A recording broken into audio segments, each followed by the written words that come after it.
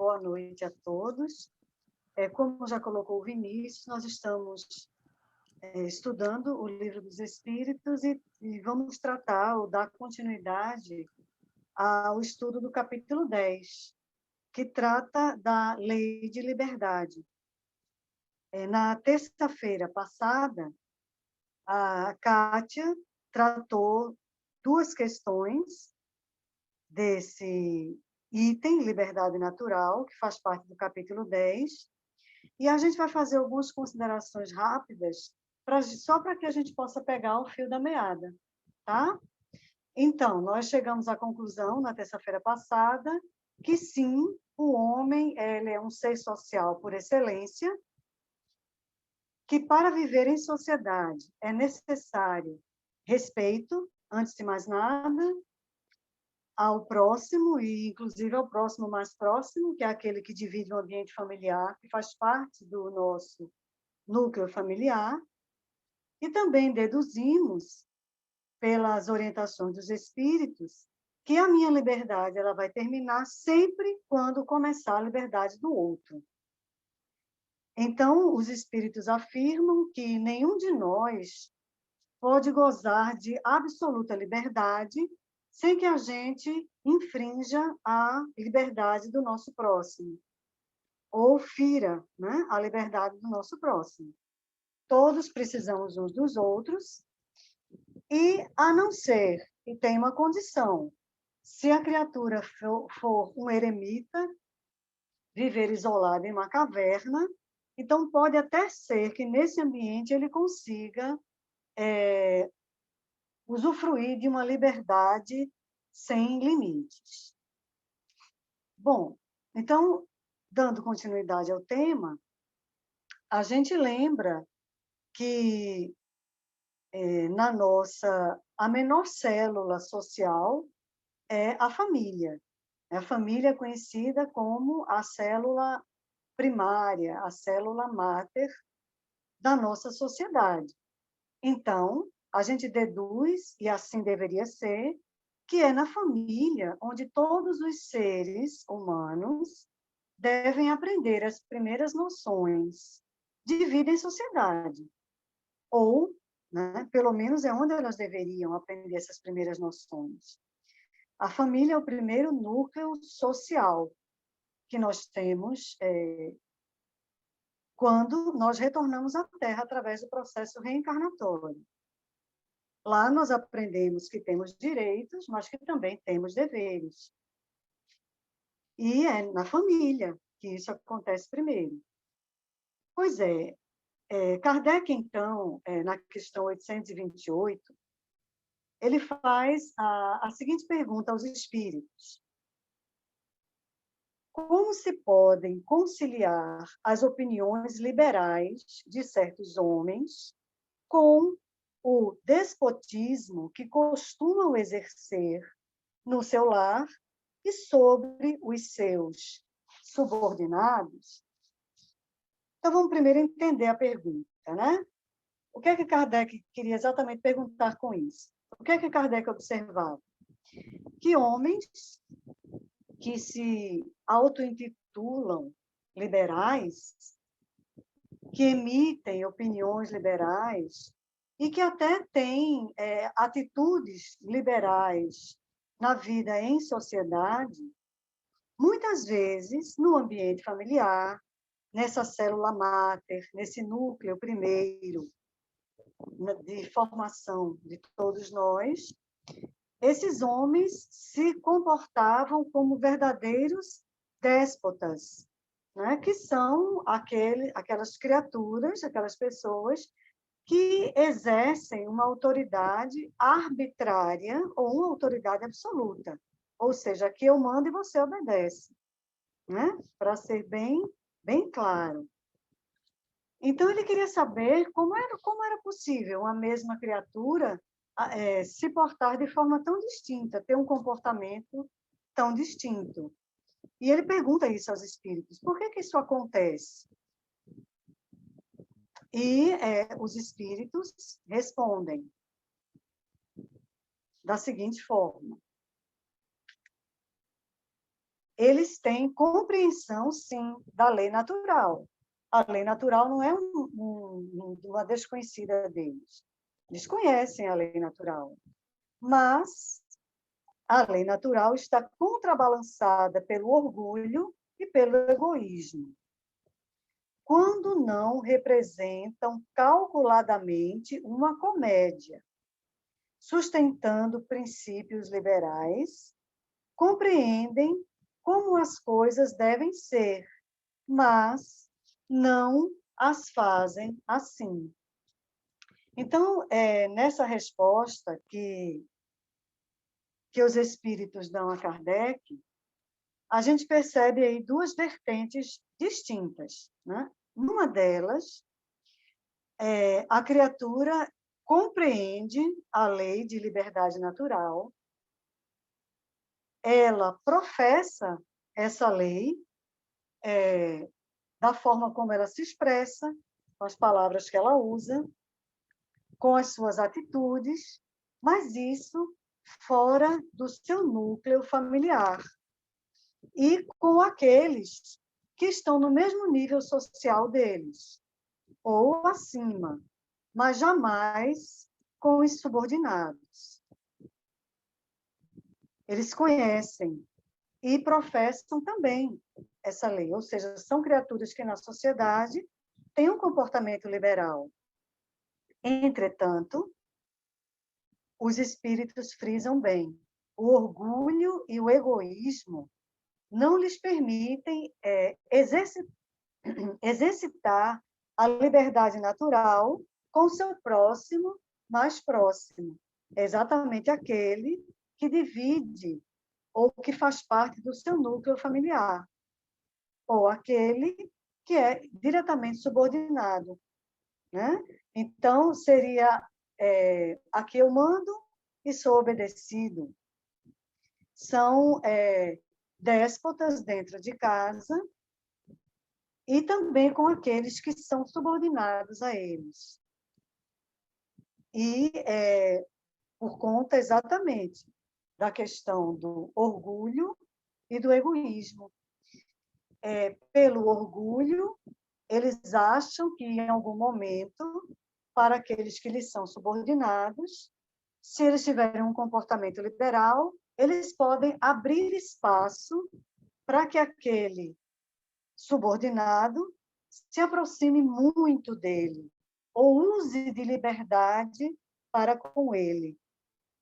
E, na questão do egoísmo, também, para que eu não perca a minha situação de superioridade dentro de casa ou com aquele que me é subordinado. Então, essa vertente aí que a gente puxou para começar a conversar, a criatura conhece a lei natural, entretanto, o orgulho e o egoísmo não lhe permite que ele professe a lei natural dentro da sua casa, com os seus familiares e com aqueles que lhe são subordinados. Por outro lado, existe uma outra situação, né, que é exatamente aquele na qual a criatura ela parece que exerce um papel assim bem calculado, né? É como se ela usasse uma máscara. Então, talvez para ser bem quisto no ambiente em que ela vive, para ser bem aceito, para fazer parte daquele determinado grupo social, ela se apropria das ideias liberais que são professadas por aquele grupo. Então, ela faz de conta, né, que é liberal. E, de um modo geral, intimamente, né, melhor dizendo, muitas vezes ela até abomina essa liberdade toda, né? Inclusive com aqueles que ele julga que são subordinados a ele. Então, ele finge que é uma criatura liberal, tá? A diferença é que o outro, ele consegue ser liberal fora do ambiente familiar e fora do convívio com seus subordinados. O outro também conhece a lei da liberdade, mas ele finge que é um liberal, também em sociedade, para que ele se sinta bem aceito no núcleo, naquele núcleo onde ele exerce a sua influência, onde ele trabalha, inclusive no seu núcleo familiar, inclusive com os seus subordinados. Eles representam, né, os espíritos colocam de forma muito clara que eles representam calculadamente uma comédia. O discurso é de uma criatura, é de uma pessoa liberal. E eles, na prática, né, na verdade, na prática, a teoria é bem outra. E eles, apesar de conhecer a lei, não são criaturas liberais, apenas fingem que são. Então, essas são esses dois detalhes, né, que eu percebi na resposta dos espíritos a Kardec. E aí, se alguém quiser acrescentar alguma coisa, ou se tiver alguma dúvida, ou se quiser colocar alguma questão para discutir, a gente dá uma pausazinha agora, antes de começar a 828A. Então, é só abrir o microfone e se colocar, por favor.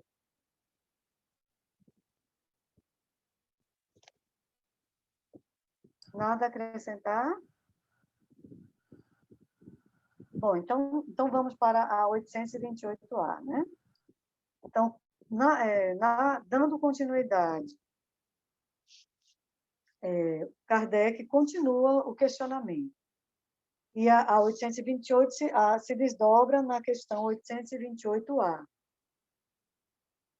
A pergunta é a seguinte: ser-lhes-ão, na outra vida, levados em conta os princípios que professaram neste mundo?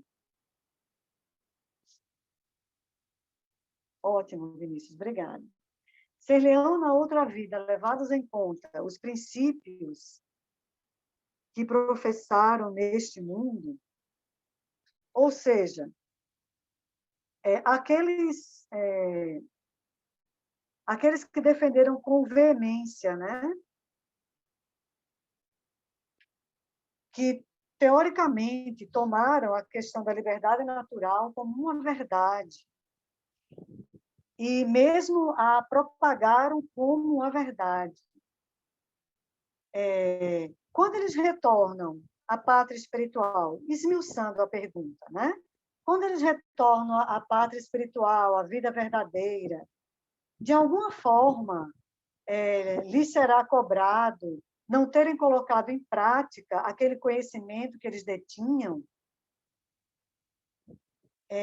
Então, os espíritos respondem da seguinte forma: quanto mais inteligência tem o homem para compreender um princípio, tanto menos excusável, né, desculpável, é de o não aplicar a si mesmo. Em verdade vos digo que um homem simples, porém sincero, está mais adiantado no caminho de Deus do que um que pretende parecer o que não é. E aí a gente lembra, né, imediatamente daquela frase que a gente costuma usar muito no meio espírita: quem há muito foi dado, muito será cobrado. Quanto mais conhecimento, mais responsabilidade nós temos sobre o nosso comportamento, a nossa postura, a forma como agimos no mundo. Quanto mais a gente compreende algo, maior deve ser o nosso esforço para praticar aquilo que a gente conhece. Nós não somos mais ignorantes a respeito daquela situação quando nós a conhecemos. Se nós não somos mais ignorantes, então nós passamos a ter muito mais responsabilidade em relação àquele fato, àquele conhecimento. E sim, a nossa responsabilidade é muito maior do que aquele que desconhece, aquele que ainda não tem a informação a respeito de determinado assunto, de determinado tema. Então, claro, né, que menos desculpas ou menos desculpável é a criatura que conhece e não procura pôr em prática aquilo que conhece, do que aquele que desconhece completamente aquele princípio. Bom, Jesus, quando ele queria chamar a nossa atenção em relação a uma grande verdade, ele começava sempre a palavra dele com essa frase: em verdade vos digo. E o espírito, ou a pleiade de espíritos, que neste momento trata dessa questão com Kardec, eles também chamam nossa atenção, colocando, usando essa expressão que Jesus usava muito comumente. Em verdade, vos digo, né? Que um homem simples, porém sincero, está mais adiantado no caminho de Deus do que um que pretenda parecer o que não é, nos instigando, todos nós, a cultivarmos a simplicidade de coração e a humildade, combatendo em nós sempre as chagas da humanidade, né? O orgulho e o egoísmo. E a gente também lembrou, quando estava lendo essa resposta, do Sermão das Bem-aventuranças, quando Jesus quando Jesus fala que bem-aventurados os que têm puro coração, porquanto estes verão a Deus. Está no Evangelho de Mateus, capítulo 5, versículo 8. Então, a gente precisa lembrar que não é indigno, né, a gente não conhecer alguma coisa. Muito pelo contrário, né? Nós somos seres imperfeitos, estamos caminhando em direção à perfeição relativa, que é aquela que todos nós um dia iremos alcançar, mas nesta trajetória nós tropeçamos, nós caímos, nós nos reerguemos e continuamos a caminhar. Entretanto, aqueles que ainda não despertaram para a importância de cultivar a humildade se perdem com muito mais facilidade do que aquele que minimamente reconhece que precisa ser humilde. Porque quando a gente não cultiva a humildade, a gente tende a achar que sabe de tudo, ou que, não sabendo, não pode demonstrar que desconhece. E agindo assim, a gente perde oportunidades extraordinárias de aprender.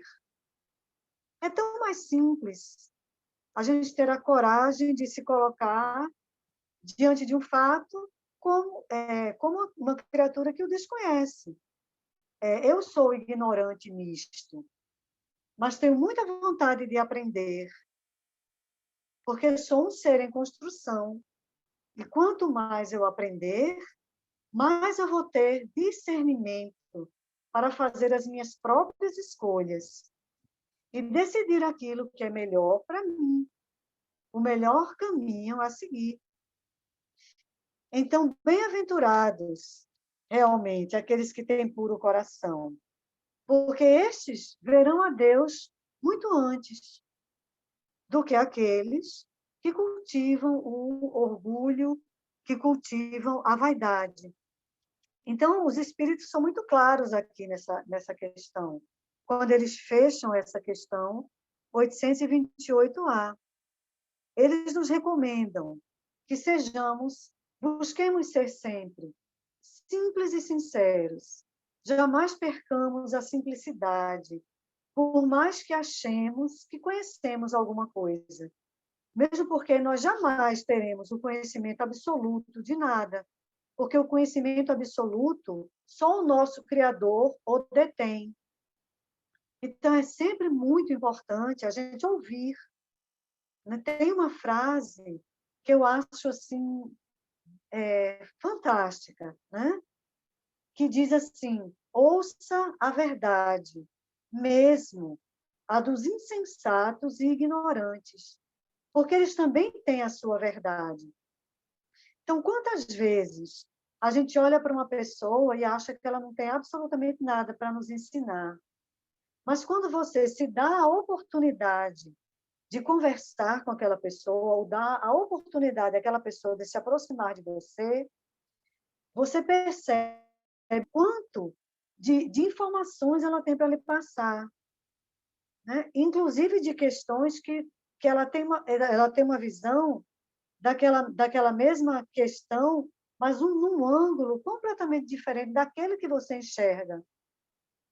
Então, se você não cultiva a humildade para ouvir, você jamais vai... Bom, me corrigindo, jamais não, essa palavra é muito pesada, mas a sua dificuldade de conquistar a sabedoria relativa, que é aquela que nos cabe conquistar, vai estar muito mais distante de você do que aquele que é simples de coração e que se admite ignorante em relação àquilo que ele ainda desconhece. Então, esses, como dizem os espíritos, estão mais adiantados no caminho de Deus, muito mais adiantados do que aqueles que fazem questão de conservar o orgulho, o egoísmo, a vaidade. Então, assim, de um modo geral, são as colocações que eu tenho, né, para fazer em relação a essas duas questões, né, do 828 e 828A do Livro dos Espíritos, né, da Lei da Liberdade, capítulo 10. Nós, com essas duas questões, nós concluímos o primeiro item da Lei de Liberdade Natural, da Lei de Liberdade, que é o primeiro item, é exatamente o que trata da Lei de Liberdade Natural. E aí, na próxima terça-feira, nós já vamos entrar no segundo item da Lei de Liberdade Natural, que é quando Kardec trata do tema escravidão com os espíritos que o estão assessorando nesse capítulo do Livro dos Espíritos. Bom, então, meus queridos, era isso que eu tinha para colocar para vocês. Ô, E Claudinha, eu não, passo... eu queria Oi, fazer um comentário também dessa tua última pergunta, da tua último comentário, fica à vontade, que bom.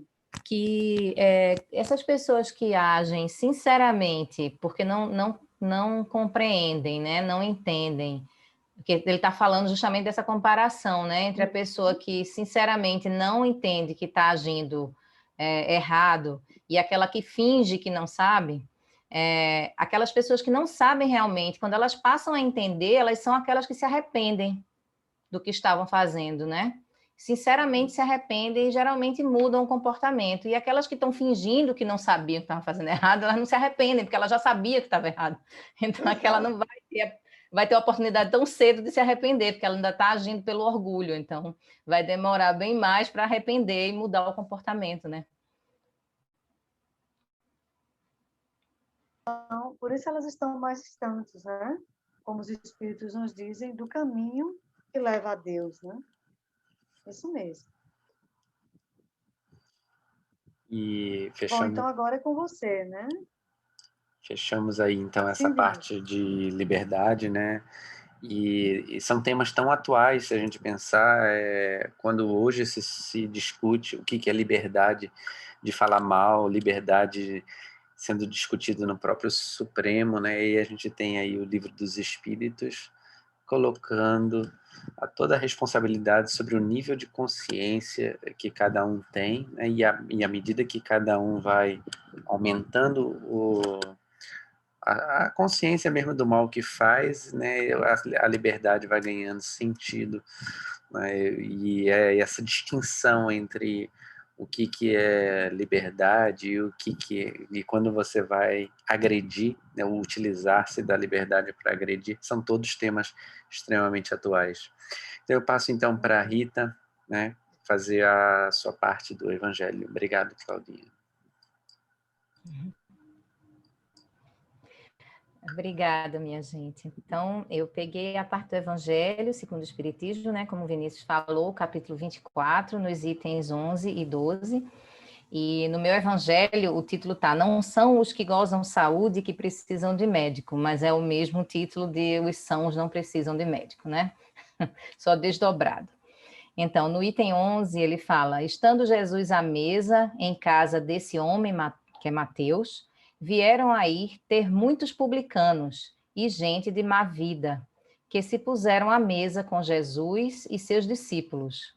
O que fez que os fariseus, notando-o, dissessem aos discípulos: Como é que o vosso mestre come com os publicanos e pessoas de má vida?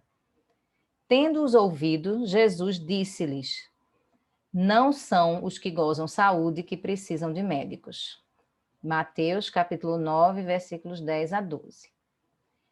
E no item 12, Jesus se acercava principalmente dos pobres e dos deserdados, porque são os que mais necessitam de consolações, dos cegos dóceis e de boa fé, porque pedem se lhes dê a vista, e não dos orgulhosos que julgam possuir toda a luz e de nada precisar.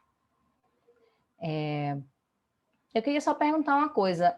Eu leio toda essa parte do comentário também. Fica ao seu critério, Rita, como você achar melhor. Tá bom. Então eu vou ler, porque Você muito quer bonita essa parte. Você quer que eu projete para facilitar Seria bom para o pessoal acompanhar. Você tem aí, Vini?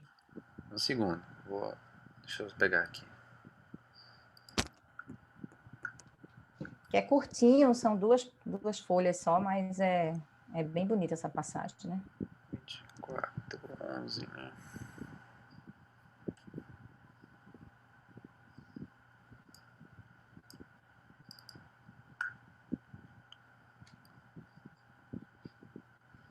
Ok. Pronto, então aí estava essa parte, né? Jesus se acercava principalmente e tal, e não dos orgulhosos que julgam possuir toda a luz e de nada precisar. Tá.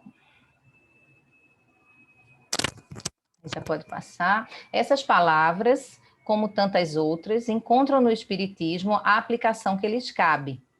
Há quem se admire de que, por vezes, a mediunidade seja concedida a pessoas indignas, capazes de a usarem mal.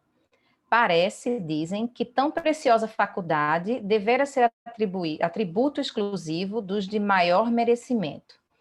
Digamos, antes de tudo, que a mediunidade é inerente a uma disposição orgânica, de que qualquer homem pode ser dotado, como a de ver, de ouvir, de falar. Ora, nenhuma há de que o homem, por efeito do seu livre-arbítrio, não possa abusar. E se Deus não houvesse concedido, por exemplo, a palavra, senão aos incapazes de proferirem coisas mais, maior seria o número de mudos do que os dos que falam. Deus outorgou faculdades ao homem e lhe dá a liberdade de usá-las, mas não deixa de punir o que delas abusa. Se só aos mais dignos fosse concedida a faculdade de comunicar com os espíritos, quem ousaria pretendê-la? Onde, ao demais, o limite entre a dignidade e a indignidade? A mediunidade é conferida sem distinção, a fim de que os espíritos possam trazer à luz a todas as camadas, a todas as classes da sociedade, ao pobre como ao rico, aos retos para os fortificar no bem, aos viciosos para os corrigir. Não são esses últimos os doentes que necessitam de médico? Por que Deus, que não quer a morte do pecador, o privaria do socorro que o pode arrancar ao lameiro. Os bons espíritos lhe vêm em auxílio e seus conselhos, dados diretamente, são de natureza a impressioná-lo de modo mais vivo do que se os recebe indiretamente.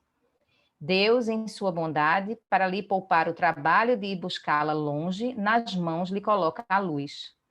Não será ele bem mais culpado se não quiser ver? Poderá desculpar-se com a sua ignorância quando ele mesmo haja escrito com suas mãos, visto com seus próprios olhos, ouvido com seus próprios ouvidos e pronunciado com a sua própria boca e a sua condenação? Se não aproveitar, será então punido pela perda ou pela perversão da faculdade que lhe for outorgada e da qual, nesse caso, se aproveitam os maus espíritos para o obsidiarem e enganarem, sem prejuízo das aflições reais com que Deus castiga os servidores indignos e os corações que o orgulho e o egoísmo endureceram. A mediunidade não implica necessariamente relações habituais com os espíritos superiores. É apenas uma aptidão para servir de instrumento mais ou menos dúctil aos espíritos em geral. O bom médium, pois, não é aquele que comunica facilmente, mas aquele que é simpático aos bons espíritos, e somente deles tem assistência. Unicamente neste sentido é que a excelência das qualidades morais se torna onipotente sobre a mediunidade. Como sempre, né, quando a gente está lendo esses capítulos, é interessante a gente sempre ler com calma, voltar. Eu perco, às vezes, muito tempo lendo, porque a gente volta para pensar, né? Ainda mais num momento assim, para a gente conversar um pouquinho. Então, a primeira parte desse capítulozinho, ele fala muito no foco, né? Na visão do princípio da caridade, né? Que é se aproximar dos que precisam, da mensagem de Jesus, de estar sempre próximo daqueles que precisavam mais, né? Então, quando ele fala que os que são saudáveis não precisam de médicos, então ele tinha que estar próximo de quem realmente precisava. Não adianta eu querer ajudar quem já está bem, né? Não adianta um médico ficar junto de quem está são, né? Ele precisa estar próximo de quem está doente, senão ele realmente não vai ter utilidade. Ele pode ser um bom amigo, um ótimo companheiro, mas ele não vai ser um médico naquele momento, né? Então, a gente sabe que no princípio da caridade, no mundo em que a gente habita, todos precisam de ajuda. Não existe aquele que não precisa. Isso aí eu acho que é um princípio universal para a gente estar aqui encarnado, né? Mas existe, voltando para aquela nossa conversa anterior com a Claudinha, os orgulhosos, né, e os humildes. Os orgulhosos tendem a achar que não precisam de nada, que já tem tudo, que não está tudo certo, eu não vou pedir nada, né? Então, eu não vou precisar de nada, não vou ceder a pedir nada. E essas pessoas têm a tendência a se verem, né, em certos momentos com muitos problemas e acumular muitos problemas. E os humildes tendem a aceitar mais, né, as doações e as ajudas. E isso facilita um pouco mais a vida, no caso da caridade, né?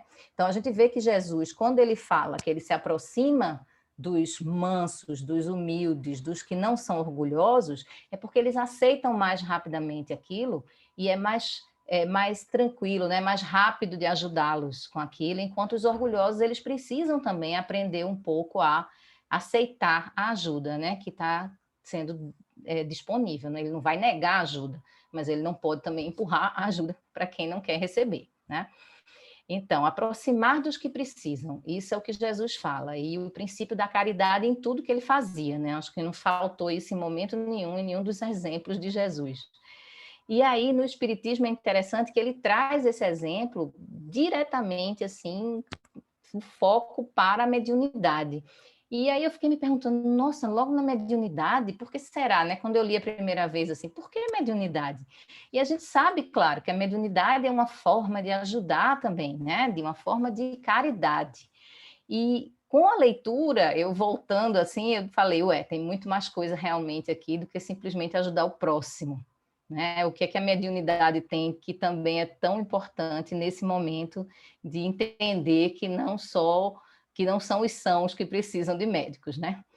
é uma forma de exercer a caridade, então você está ajudando o próximo de alguma forma, né? Você está trazendo mensagens e está trazendo energias do nível dos espíritos, mensagens, vibrações, você está trazendo coisas e está ajudando também outros níveis espirituais ali, naquela interseção, naquele meio, né? Aquele meio termo que o médium tem justamente essa definição de ser o meio termo, de estar intermediando, né? Mas a questão de ser digno ou não de receber aquele dom mais desenvolvido, né?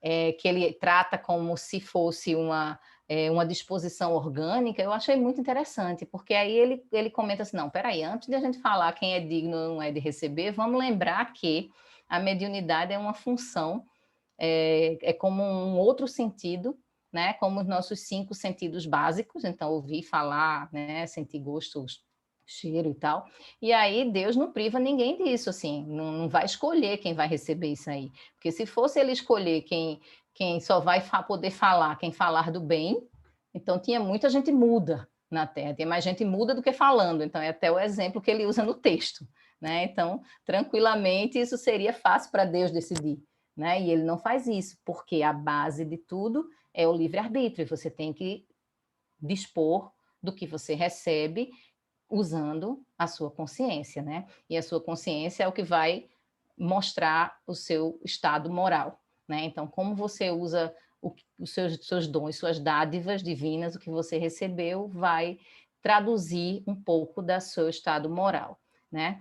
E aí, a mediunidade é parte disso. Então, você ter a mediunidade desenvolvida para algum lado, para algum das sensibilidades, é parte de você, é parte do que você é. Isso independe um pouco de se você tem ou não alguma elevação espiritual maior que o outro, tá?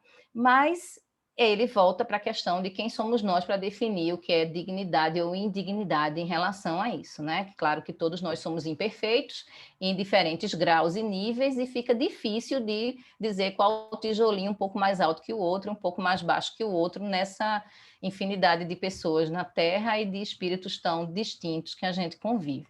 Mas que, trazendo para dentro do tema, tem um outro lado dessa caridade na mediunidade que é voltada para o próprio médium, né? Por quê? Porque se o médium ele tem uma ligação mais direta com o outro lado, que não é o material, ele recebe nas mãos dele, como o próprio capítulo traz, a luz diretamente nas mãos. Ele não precisa ir buscar. E, nesse sentido, seria encontrar já muitas respostas dentro de si, né? Através dessa conexão com o mundo espiritual. Então, para o médium, ele tem um privilégio de estar mais ligado, mais próximo ao plano espiritual do que uma pessoa que não tem uma mediunidade tão desenvolvida. Então, em teoria, para ele seria mais fácil compreender os desígnios de Deus, né? Seria um pouco mais fácil, né? Vamos levar isso em consideração. Então, levar esse conhecimento, usar esse conhecimento de que Deus está agindo de maneiras tão diferentes e acreditar mais facilmente em coisas que as outras pessoas não acreditam porque não ouvem, não veem, não sentem, teria que fazer com que as pessoas que têm a mediunidade mais desenvolvida enxergassem e usassem aquilo para o crescimento próprio também, né? Senão, um desperdício de conhecimento. E se você desperdiça esse conhecimento ou usa ele de forma errônea, ele cita que você é castigado, né? O Deus vai lhe castigar. Eu gosto mais de pensar assim, o castigo de Deus chama a lei do retorno. Então, ele é muito simples, assim, ele faz, eu não castigo ninguém, tem a lei do retorno aí que serve para tudo. Você faz o bem, você recebe, você faz o mal, você recebe, porque, afinal de contas, você começa a entrar no padrão de vibração do que você está fazendo, né? Então, é muito simples. Você está entrando num padrão de vibração bom, você começa a atrair as coisas boas e tudo começa a entrar naquele ciclo bom, saudável e bom. Acontecem problemas, acontecem. porque essa vida da gente não tem jeito. Pedras vêm voando de vários lados, mas a tendência é tudo e sempre trabalhando para melhorar, e as soluções irem aparecendo também do nada, assim como as pedras. E se você começa a ignorar essa relação com o seu lado espiritual, com esse lado espiritual mais forte, ou usar isso para o mal, então você começa a vibrar mais com as vibrações mais inferiores. E aí a tendência é que o castigo, que ele se refere, seja atrair coisas mais pesadas, né, não tão boas para a sua vida. Né? Então, a lei do retorno traz isso para você, e na verdade é você mesmo que está fazendo isso, que eu acredito que seja mais nesse sentido, né? Nesse nível.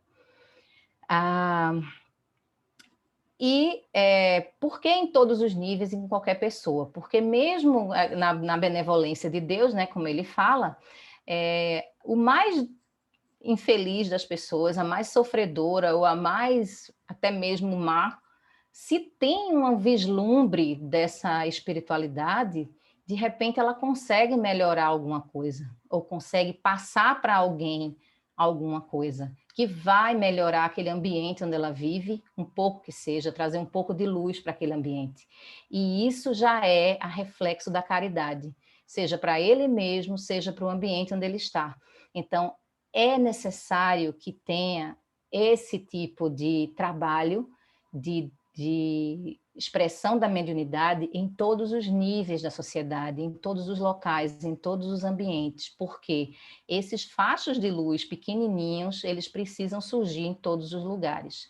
E a gente é muito míope, eu sou muito míope também, eu adoro ler essas coisas, porque vai me abrindo muito a mente, e a maldade, ela não é tão dura quanto a gente às vezes imagina, ela é frouxa, e a luz, quando começa a penetrar, ela consegue passar, né? E ela vai ganhando espaço. E chega um momento em que aquilo ali se desfaz, né? E aquilo ali se torna luz. E é isso que Deus está esperando, né? Eu acho que é aquilo que Ele está esperando, em que um momento em que a parte ruim vá se desfazendo e a luz dele prevaleça. Né? Então, eu acho que nessa parte desse capítulo, o que eu tiro mais de mensagem é que a mediunidade é uma expressão da caridade muito forte no espiritismo, porque ela trabalha para os dois lados, ela trabalha para o médium, ela trabalha para a parte espiritual, né? Além de trabalhar para as pessoas que estão encarnadas, que podem receber essa bênção também, né? De receber notícias, mensagens e tantas coisas boas que os médiuns conseguem trazer, né? E para o médium, esse privilégio acaba sendo muito, muito importante, porque aproxima mais ele da compreensão de Deus, né? Aproxima mais, inevitavelmente, das coisas divinas, da realidade de Deus. E um médium, como ele fala no final, né? Um médium bom não é aquele que se comunica mais o tempo todo e que está o tempo todo se comunicando, mas sim aquele que tem uma proximidade maior, porque vibra mais intensamente numa faixa mais próxima aos espíritos melhores, né? Cada vez mais com bons espíritos. Então, no final, eu acho que ficou até pesado ali no final, quando eu parei, eu disse, poxa, mas aí estava tendo uma responsabilidade enorme, porque no final das contas, a mediunidade, ela vai refletir a qualidade moral que a pessoa tem, né? Eu acho que no final das contas, o quanto que você consegue se equilibrar, mostra provavelmente o quanto que você está, em que faixa realmente você está conseguindo vibrar, né, e se equilibrar. Bom, eu acho que foi isso que eu consegui tirar desse capítulo. Acho que eu falei demais, eu queria que vocês comentassem também se vocês sentiram esse tanto de informação também, porque eu acho que foi informação demais. Eu achei ele tão curtinho e eu saí assim divagando em muitas coisas, né? E achei muito, muito importante trazer isso para a gente discutir junto também. Então fica aí o... Alguém quer fazer algum comentário? Quer...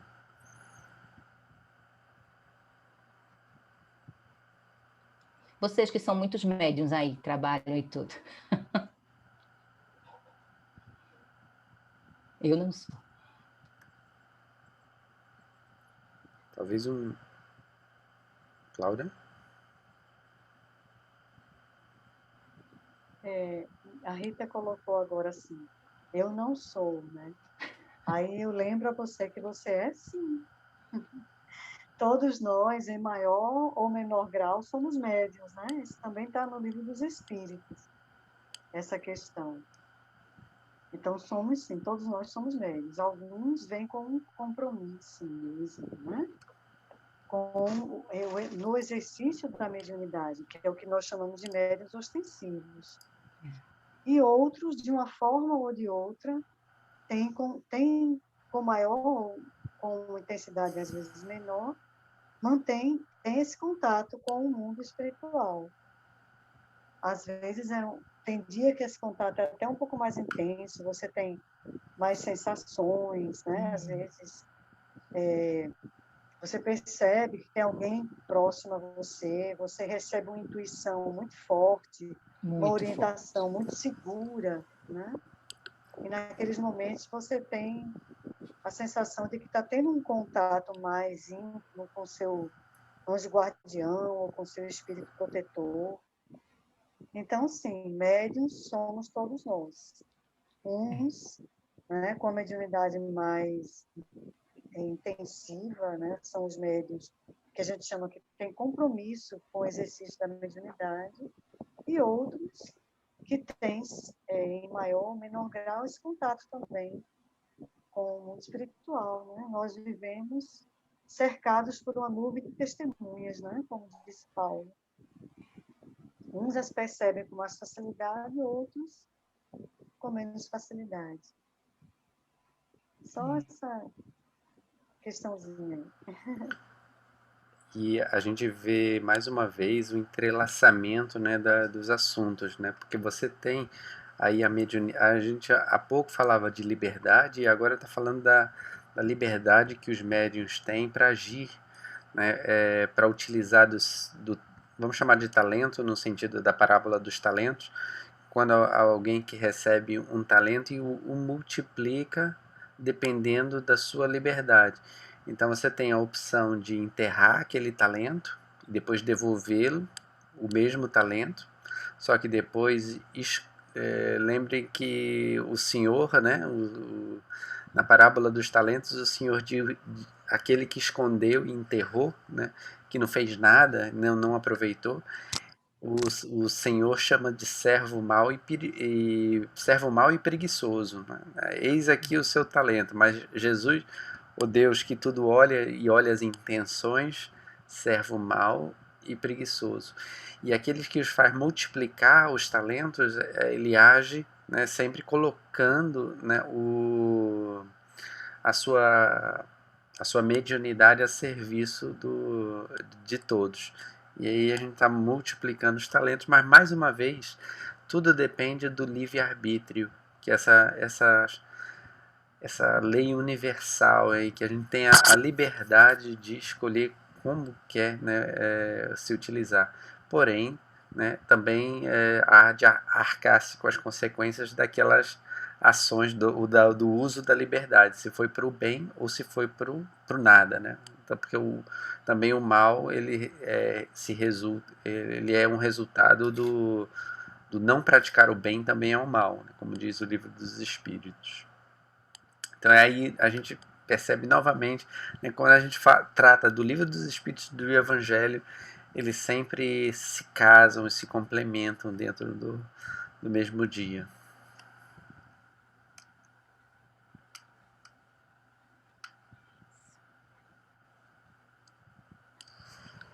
Bom,